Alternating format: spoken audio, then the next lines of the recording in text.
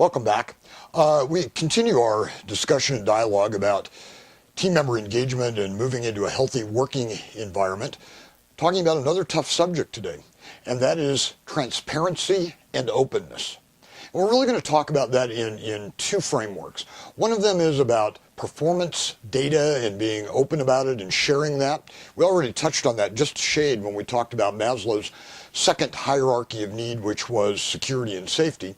And the other one, we're going to talk about transparency and action, both from kind of a global sense and then also from an individual leader sense as well. Now, transparency and openness is important for very many of the same reasons why ethical congruence was important. You know, if team members judge an organization as not being transparent and open and doing a lot of stuff behind the scenes and not out in the open, they're going to develop that kind of bitter jaggedness that we talked about when we talked about lack of ethical congruence. So it's really, really important that an organization demonstrates transparency to their most trusted and valued asset, which is their team members. Now let's talk first about the easy part of this, and that is transparency with your key performance metrics. Some of the best run organizations in North America openly and regularly share their financial data and their financial performance with their team members. They even conduct little mini sessions, whether over the internet or in person, about what those things mean. One organization that we're familiar with went to the trouble of putting all of their team members through a basic understanding of financial data kind of process so that they could connect at a much higher level with their organization and what their financial results were. The other thing that organization found is, you know, whether good times or challenging times, and you can read into that bad times, team members rallied around the organization when they were open about financial performance. You know, when they were open and blunt about, you know, sales being down 27%, and net revenue being down 33%, the team members actually kind of rallied around that and started connecting and adding ideas to the mix and suggestions and ways to improve those pieces of performance. And the organization was quite surprised that that was kind of a side effect of that. So you can actually achieve a little bit of an impact with input and voice simply by being more transparent with some of your key performance metrics and data. You know, a lot of organizations, especially those publicly traded ones, the only clue that team members get is either in quarterly filings or even an annual report, and then we don't go out of our way to extrapolate what that information means and translate it into something that is meaningful for individual team members. One other side note about that, it's also an outstanding practice to not only talk about macro results, but also talk about individual department and division results as well. Tell them where you are with expenses. Share with them that data on a really, really high level.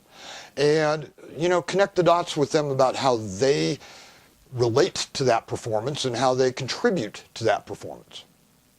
The other side of transparency and openness is a little bit more difficult, and that is transparency and openness in operational action. What I mean by that is, and again, I'm going to go to the story and analogy mode. One that's really, really fresh on my mind is an organization that posted a relatively high-level job for a promotional opportunity. They internally posted it as was required by their policy, and quite a few people got kind of excited about it, and they were preparing to apply for it, and some of them even went through an interview for it, and it really kind of engaged those folks at a middle level, seeing an opportunity to move up, only later on to find that that opportunity was kind of pre-tagged for somebody in another area of the organization.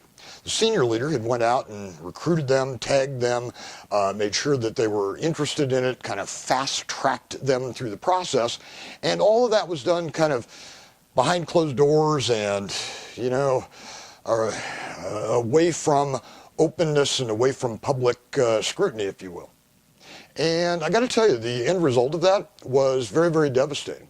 Those mid-level managers that were very engaged and excited about that potential promotional opportunity and chance for them to be self-actualized, it was like a kick to the stomach, and they were very, very demotivated at that point and very, very disengaged in that point. And any post-explanation or debrief just didn't sound right, and it sounded hollow, and it sounded like an excuse. Bottom line, if you're going to go out of your way and do something that is, you know, has an impact or changes the course of things, be open about it. Tell people what you're doing. You know what, if I'm going to target that individual in that other area of the organization, you know what, I'm going to let people know that, because why get people pumped up only to deflate them and let them down when they see that it was done as a little bit of a sweetheart deal? You know, one other example of that is, you know, this is one of those great widely known phenomenons. When people come into the organization and, you know, you see a bunch of suits walking through that you've never seen before, well, I tell you what, that starts the gossip mill and the rumor mill. And one thing for you to understand as kind of a baseline here is that in the absence of your communication and openness, our team members are going to fill in the blanks of the story. They're going to make up those pieces of the blanks of the story, but they're going to fill it in. So you got some new suits walking in, and no matter how benign that might be, I tell you what, now you're going to start hearing those stories and grumblings and rumors about, oh, we're having an investigation, we're being bought, we're being sold, all those things. And all of that would have been cured by a little bit of upfront openness and transparency about what's going on. Have you hired consultants to study your organization? Tell people that. Are you undergoing an audit by a regulatory agency? Tell them that that's happening. Are you engaged in a dialogue about merging your organization with another? Tell them that, up to the point where it's no longer legal for you to tell them that, but give them as much information as you legally possibly can. Otherwise, you know what? You're just stirring the flames of that rumor mill and really, really going out of your way to demonstrate that you're not a transparent and open organization. Next time when we're together, we'll continue our journey on organizational health and team member engagement.